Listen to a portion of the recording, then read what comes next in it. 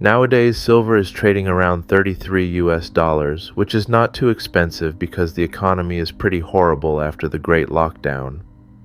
You can go out and have a family dinner in Burger King for less than $33, but it's pretty close. Just one meal outside. However, gold is still pricey, and it is the same as the past. Personally, I like silver because I find it beautiful, and at the same time, I like the idea of the silver bullet. The value of the silver was completely different from the modern era. Judas betrayed Jesus for 30 pieces of silver, and I converted the price of silver in modern days, and it was only $1,344 in modern days.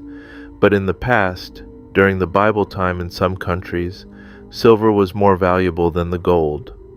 For example, in BC year 30, in ancient Egypt, silver had 2.5 times higher price than gold because in Egypt, they could mine the gold within their land, but they could get silver by import.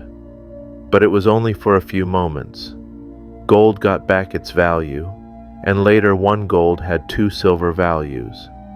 However, silver actually had much higher value compared to modern days. In later years, one gold had a value of 5 silver. Sometimes silver was running out, and they still had to make the silver coins. So at one point, they tried to lower the silver contents in coins, and sometimes they silver-washed coins. It is called silvered coin, and you can find them quite often in Roman coins. Silver-washed coins are pretty much like silver-plated coins.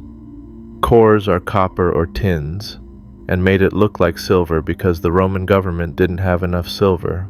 From the Bible, Matthew 22, a landowner agrees to pay the daily wages as a denarii to workers in a vineyard, and according to John 12:2, the best perfume was roughly about 300 denarii.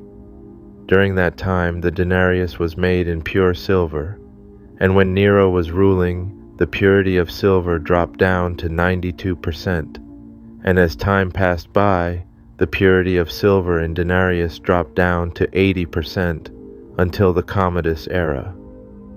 During the Severan dynasty, purity of silver dropped down significantly. Of course, the value of the denarius dropped down as the purity of the silver dropped down. So Antoninianus was invented, which has a value of 2 denarius, but the inflation was uncontrollable. Later, the purity of silver in Antoninianus dropped down to 5%. 5% of silver, I would say it has more purity than calcium in Lay's chips, but it is pretty bad as a currency. So, pure silver in history had significant value. After the Age of Discovery, significant amounts of silver and gold were discovered as well, and it dropped the value of the gold and silver significantly. It was the time when silver was used popularly because they had enough silver to make coins to circulate. Silver actually led the role in commerce, and it was becoming standard.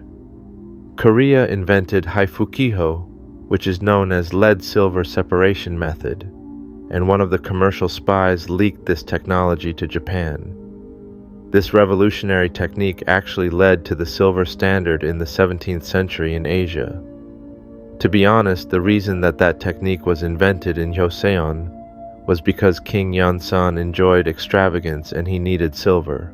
Silver had important roles in history, and even after the silver standard, some countries were thirsty for silvers, and it caused Latin American countries to become independent and caused wars. Opium wars happened in China basically because the British trying to get back the silver from exporting. That's why drug dealing is illegal in multiple countries.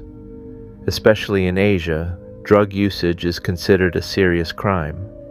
Numismatics teaches us the history and historical economy data based on the record that we read through the history. Silver standard and gold standard are no longer used in the modern economy, and probably in the future, we might come up with a new standard for world currency. Zimbabwe now uses the gold standard with a new currency system, which is Zimbabwe gold, to stop the inflation in Zimbabwe. Maybe, in the future, the economic inflation rapidly increases, maybe they might use the gold standard or silver standard globally again. We can never predict the future, but it wouldn't mean we wouldn't repeat history. Therefore, it is good to know the role of silver and gold in the past. There is no perfection, so is the system.